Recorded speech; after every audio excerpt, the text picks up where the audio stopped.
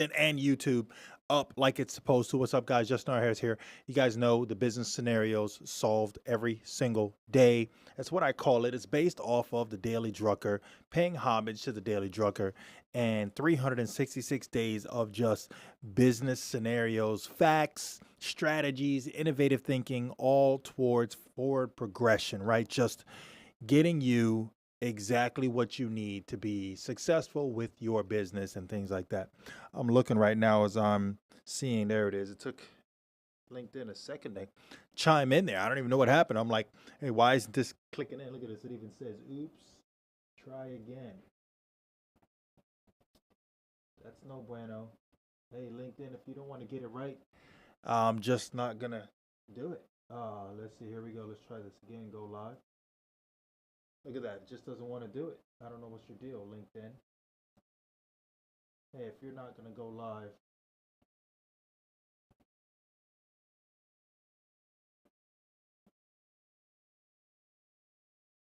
then I don't know what to do for you here. You're killing my live time, LinkedIn. Look, we're going to try this again. Go live. I don't know what the deal is. Sorry, LinkedIn. Don't leave you hanging today.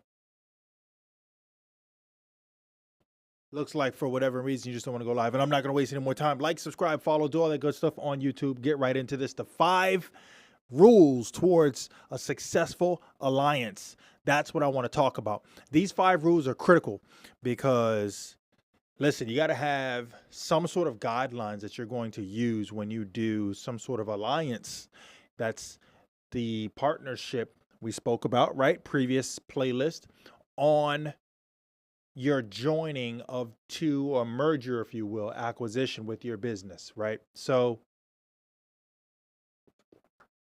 I'm just going to go ahead and read you these 5 steps because they're 5 good steps. I like them, right? I agree with what he's saying, Peter Drucker.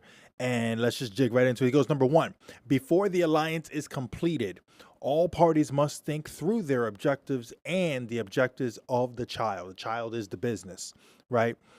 Number 2, equally important is advance agreement on how the joint enterprise should be run.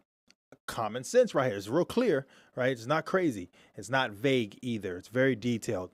Listen, ask specific questions to get specific answers, right? So next, number 3, there has to be careful thinking about who will manage the alliance. So now that the alliance has occurred, who is from either side of this alliance going to take on the key role of managing this alliance and all the moving parts within that make this a nice smooth transaction, right? That's key. 4, each partner needs to make provisions in its own structure for the relationship to the joint enterprise and other partners. The best way, especially in a large organization, is to entrust all such dangerous liaisons to one senior executive.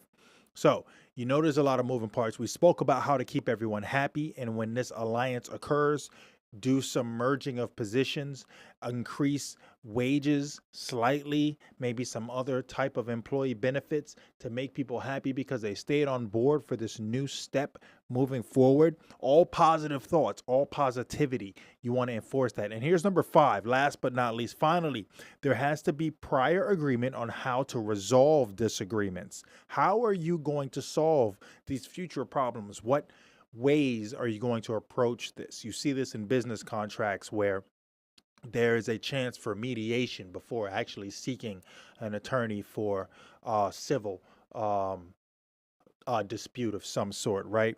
It says the best way is to agree in advance of any dispute on an arbiter whom all sides know and respect and whose verdict will be accepted as final by both sides. This is an equal decision here. Someone that both people trust and say, you know what, this guy is neutral, right? They're neutral, and depending on this, they're going to look at this with a very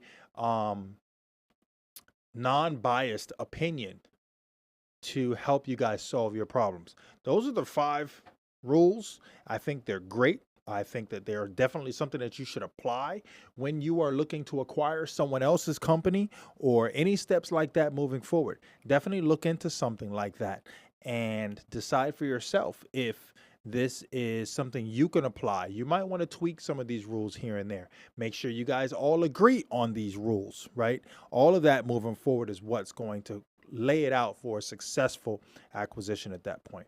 Thank you guys for checking in. I'm going to see if LinkedIn